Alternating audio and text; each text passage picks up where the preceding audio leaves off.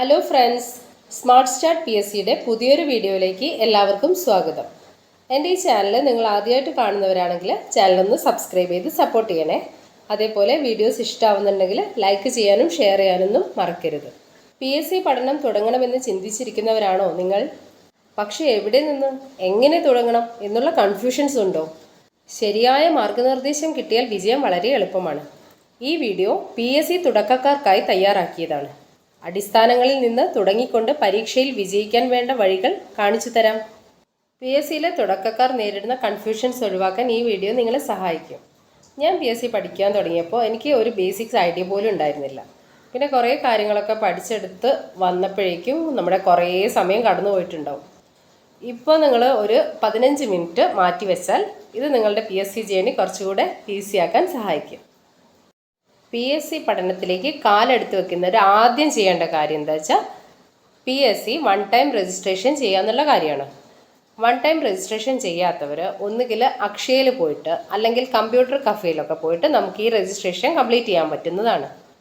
അങ്ങനെ കംപ്ലീറ്റ് ചെയ്ത് കഴിഞ്ഞിട്ടുണ്ടെങ്കിൽ നമുക്കൊരു യൂസർ നെയിമും കിട്ടും, ഒരു പാസ്വേഡും കിട്ടും. ആ യൂസർ നെയിമും പാസ്വേഡും മറന്നു പോകരുത്. അത് മറന്നു പോകാണ്ടിരിക്കാൻ വേണ്ടിയിട്ട് എവിടെയെങ്കിലും ഒന്ന് നമ്മൾ എഴുതി വെക്കണം. പിന്നെ ഈ തുളസി പ്രൊഫൈല് ഇടയ്ക്കിടയ്ക്ക് ഓപ്പൺ ചെയ്ത് നോക്കുക. ഇടയ്ക്കിടയ്ക്ക് എന്ന് പറയുമ്പോൾ ഒരു 10 ദിവസം ഗ്യാപ്പ് ഇട്ടിട്ട് നമ്മൾ ഓപ്പൺ ചെയ്ത് നോക്കണം.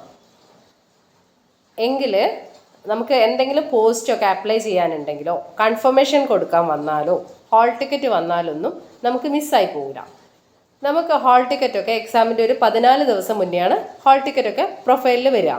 ആ ടൈമിൽ നമ്മൾ ഗ്യാപ്പ് ഇട്ടുകൊണ്ടാണ് ഈ പ്രൊഫൈൽ ഓപ്പൺ ചെയ്ത് നോക്കുന്നെങ്കിൽ നമുക്ക് ആ എക്സാം ഡേറ്റ് അല്ലെങ്കിൽ എക്സാമിൻ്റെ ഹാൾ ടിക്കറ്റ് വന്ന കാര്യങ്ങൾ കൺഫർമേഷൻ കൊടുക്കാനുള്ള കാര്യങ്ങളൊന്നും നമ്മൾ അറിയാണ്ട് പോകും. അങ്ങനത്തെ അബദ്ധം സംഭവിക്കാതിരിക്കാൻ വേണ്ടിയാണ് പറയുന്നത്. ഒരു 10 ദിവസം കൂടുമ്പോഴെങ്കിലും തുളസി പ്രൊഫൈലൊന്ന് ഓപ്പൺ ചെയ്ത് നോക്കണം. എത്രയോ പേരുടെ മെസ്സേജസ് കണ്ടിട്ടുണ്ട്, കൺഫർമേഷൻ കൊടുക്കാനുള്ള ഡേറ്റ് മറന്നുപോയി, അതുകൊണ്ട് എക്സാം എഴുതാൻ പറ്റിയിട്ടില്ല എന്നൊക്കെ പറഞ്ഞിട്ട്. അപ്പോൾ അങ്ങനത്തെ അബദ്ധങ്ങളൊന്നും നമുക്ക് പറ്റാണ്ടിരിക്കാൻ വേണ്ടിയിട്ടാണ് ഒരു 10 ദിവസം കൂടുമ്പോഴെങ്കിലും പ്രൊഫൈൽ ഓപ്പൺ ആക്കി നോക്കാൻ പറയുന്നത്. പിന്നെ പി എസ് സി നോട്ടിഫിക്കേഷൻ വിളിക്കുമ്പോൾ നമ്മളെ ക്വാളിഫിക്കേഷൻസിലുള്ള എല്ലാ എക്സാമിനും നമ്മൾ അപ്ലൈ ചെയ്തിരിക്കണം. പിന്നെ ഒരു ഇമ്പോർട്ടൻ്റ് കാര്യം, പി എസ് സി നോട്ടിഫിക്കേഷനിൽ ചില എക്സാംസിനൊക്കെ കുറച്ച് വേക്കൻസി ഒക്കെ കാണുള്ളൂ. ചിലതിലാണെങ്കിലോ ഒറ്റ പോസ്റ്റൊക്കെ നോട്ടിഫിക്കേഷനിൽ ഉണ്ടാവുള്ളൂ. അപ്പോൾ നമ്മൾ വിചാരിക്കും ഒരു പോസ്റ്റ് അല്ലേ ഉള്ളൂ എന്ന് കരുതിയിട്ട് നമ്മൾ അതിന് അപ്ലൈ ചെയ്യാണ്ട് ഇരിക്കാൻ പാടില്ല. നമ്മളുടെ ക്വാളിഫിക്കേഷനിലുള്ള പോസ്റ്റ് ആണെങ്കിൽ നിർബന്ധമായിട്ട് അപ്ലൈ ചെയ്തിരിക്കണം. അപ്ലൈ ചെയ്താൽ മാത്രം പോരാ, അതിനായി തന്നെ പഠിക്കുകയും വേണം. എനിക്ക് ജോലി കിട്ടാൻ ഒറ്റ പോസ്റ്റ് മതിയല്ലോ, അത് വിചാരിച്ച് അല്ലെങ്കിൽ ആ ഒരു കോൺഫിഡൻസോട് കൂടി തന്നെ പഠിക്കാം. പി എസ് സി ഇപ്പോൾ 3 കാറ്റഗറീസ് ഓഫ് എക്സാംസ് ആണ് നടത്തുന്നത്. ഒന്ന് 10th level, +2 level, degree level. +2 ലെവലിൽ കാര്യമായിട്ട് യൂണിഫോം പോസ്റ്റൊക്കെയാണ് വരുന്നത്. അധിക എക്സാംസിനും പ്രിലിമിനറി എക്സാമും മെയിൻ എക്സാമും കാണും.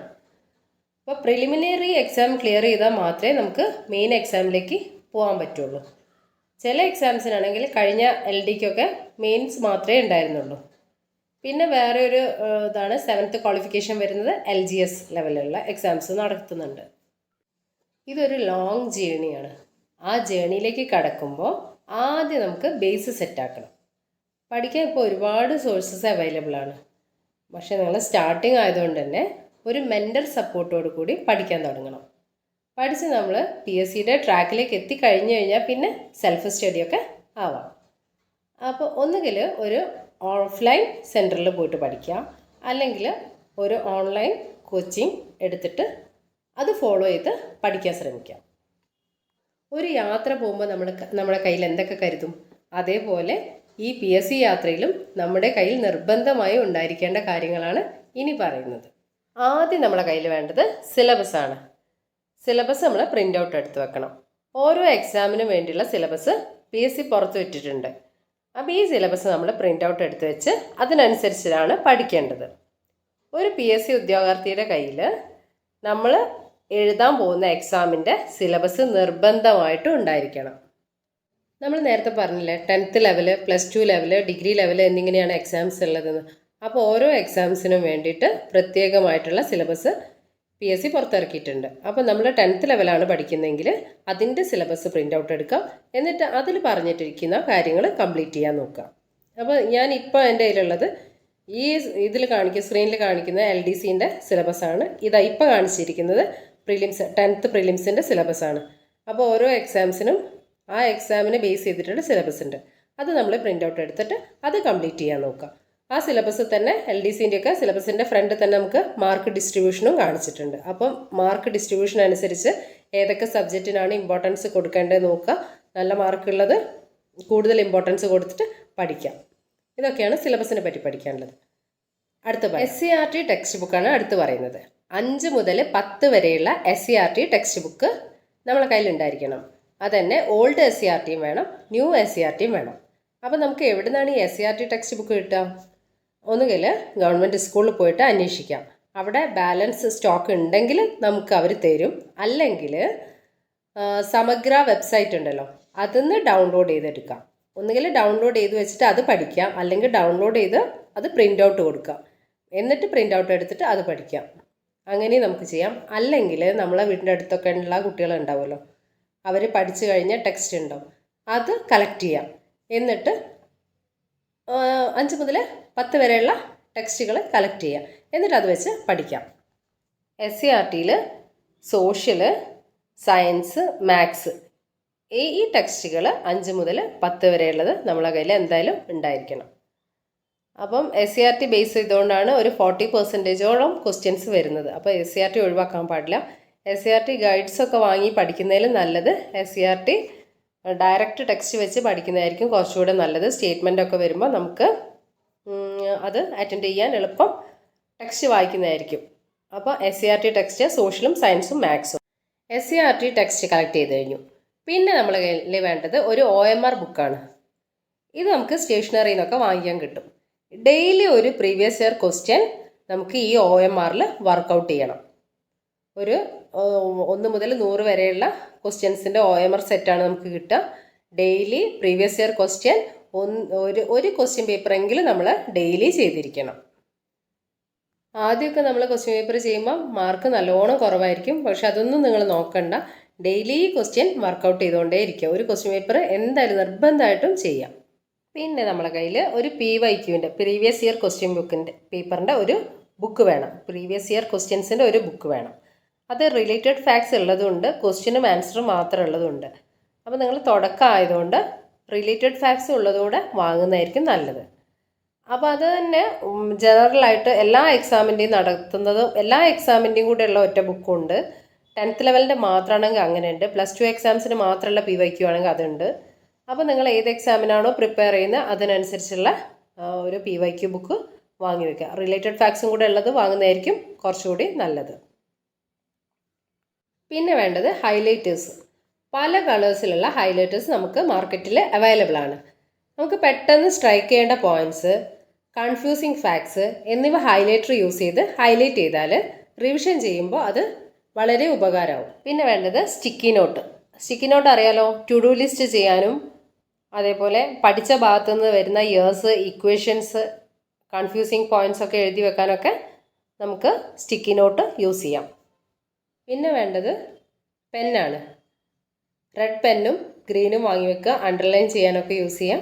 പിന്നെ ബ്ലൂവോ ബ്ലാക്കോ നമ്മൾ എഴുതാൻ ഉപയോഗിക്കുമല്ലോ, അത് നിങ്ങൾ ഏതാ യൂസ് ചെയ്യുന്നത് വെച്ചാൽ അതിനനുസരിച്ചുള്ള പെന്ന്. പിന്നെ വേണ്ടത് നോട്ട്ബുക്ക്. ഓരോ സബ്ജക്റ്റിനും സെപ്പറേറ്റ് നോട്ട്ബുക്ക് കീപ്പ് ചെയ്യുന്നതായിരിക്കും നല്ലത്. നമ്മളിപ്പോൾ ഹിസ്റ്ററിയാണ് പഠിക്കുന്നതെങ്കിൽ ഹിസ്റ്ററി നോട്ട് എടുക്കുക, പഠിക്കാം. അപ്പോൾ ഹിസ്റ്ററിയും ഇംഗ്ലീഷും മലയാളവും എല്ലാം കൂടെ ഒരുമിച്ചാണ് എഴുതിയെങ്കിൽ നമ്മൾ എവിടെ എഴുതിയത് നോക്കാൻ തന്നെ കുറേ ടൈം എടുക്കും. അപ്പോൾ അതിൽ നല്ലത് സെപ്പറേറ്റ് നോട്ട് കീപ്പ് ചെയ്യുന്നതായിരിക്കും നല്ലത്. പിന്നെ maths, English, Malayalam, current affairs അവയ്ക്ക് എന്തായാലും വെവ്വേറെ നോട്ട് തന്നെ വേണം. ഇനി നമുക്കൊരു റാങ്ക് ഫയൽ വാങ്ങണം. റാങ്ക് ഫയൽ കംപ്ലീറ്റ് ചെയ്ത് പഠിക്കുക എന്നുള്ളതല്ല നമ്മളെ ലക്ഷ്യം. ഓരോ ടോപ്പിക്ക് പഠിക്കുമ്പോഴും റാങ്ക് ഫയൽ ഒരു റെഫറൻസ് ആയിട്ട് മാത്രം ഉപയോഗിക്കാം. റാങ്ക് ഫയൽ പഠിച്ച് തീർക്കുക എന്നുള്ള ഒരു സംഭവമേ നമ്മുടെ നിഘണ്ടുവിലില്ല. റാങ്ക് ഫയൽ ആകെ റെഫറൻസ് ഒരു ഗ്രന്ഥമായിട്ട് മാത്രം നമുക്ക് യൂസ് ചെയ്യാം. പിന്നെ അതേപോലെ ഇമ്പോർട്ടൻ്റ് ആക്ട്സ്, കേരള ഗവർണൻസ് തുടങ്ങിയ ടോപ്പിക്കൊക്കെ അതിനൊക്കെ കണ്ടൻസ് നമുക്ക് SCERT എന്നൊക്കെ കുറവായിരിക്കും കിട്ടുക. അങ്ങനത്തെ സബ്ജക്റ്റൊക്കെ പഠിക്കാൻ വേണ്ടിയിട്ട് റാങ്ക് ഫയൽ ഉപയോഗിക്കാം. പിന്നെ കറണ്ട് അഫയേഴ്സിൻ്റെ കാര്യം പറഞ്ഞു. കറണ്ട് അഫയേഴ്സിന് ഒരു സെപ്പറേറ്റ് നോട്ട് വേണം. ഡെയിലി ന്യൂസ് പേപ്പർ വായിച്ചോ അല്ലെങ്കിൽ നമുക്ക് അവൈലബിൾ ആയിട്ടുള്ള സോഴ്സസ് ഉപയോഗിച്ചോ ഡെയിലി കറണ്ട് അഫയേഴ്സിൻ്റെ നോട്ട് എഴുതിയെടുക്കണം. കറണ്ട് അഫയേഴ്സ് എന്ന് പറയുന്നത് കടൽ പോലെ പരന്ന് കിടക്കുക എന്ന് അറിയാലോ. അപ്പോൾ എക്സാം അടുപ്പിച്ചിട്ട് അത് പഠിക്കാമെന്ന് വിചാരിച്ചാൽ അത് വലിയൊരു ടാസ്ക്കാണ്. അതുകൊണ്ട് ഡെയിലി കറണ്ട് അഫയേഴ്സ് നമ്മൾ ഫോളോ ചെയ്യണം. ഡെയിലി നോക്കുകയാണെങ്കിൽ ഒരു 20 മിനിറ്റൊക്കെ ഓരോ ദിവസത്തെയും കറണ്ട് അഫയേഴ്സ് എഴുതി വെച്ച് പഠിക്കാനുണ്ടാവുള്ളൂ. അപ്പം ഒരു ദിവസം 20 മിനിറ്റ് കറണ്ട് അഫയേഴ്സിനായിട്ട് തന്നെ മാറ്റി വെക്കുക. എന്നാൽ നമ്മളെ കറണ്ട് അഫയേഴ്സ് സെറ്റാവും. അപ്പോൾ ഇത്രയും കാര്യങ്ങളൊക്കെയാണ് ഞാൻ ഈ വീഡിയോയിൽ പറയുന്നത്. ഇനി എന്തെങ്കിലും വിട്ടുപോയിട്ടുണ്ടെങ്കിൽ ഞാൻ കമൻറ്റ് ബോക്സിലൂടെ അറിയിക്കാം. പിന്നെ ഒരു കാര്യം, PSC പഠിക്കാൻ നമ്മൾ ഇറങ്ങി ആത്മാർത്ഥമായിട്ടാണ് പഠിക്കുന്നതെങ്കിൽ ഒരിക്കലും നമ്മളെ പഠനത്തിന് ഒരു ബ്രേക്ക് ഉണ്ടാവാൻ സമ്മതിക്കരുത്.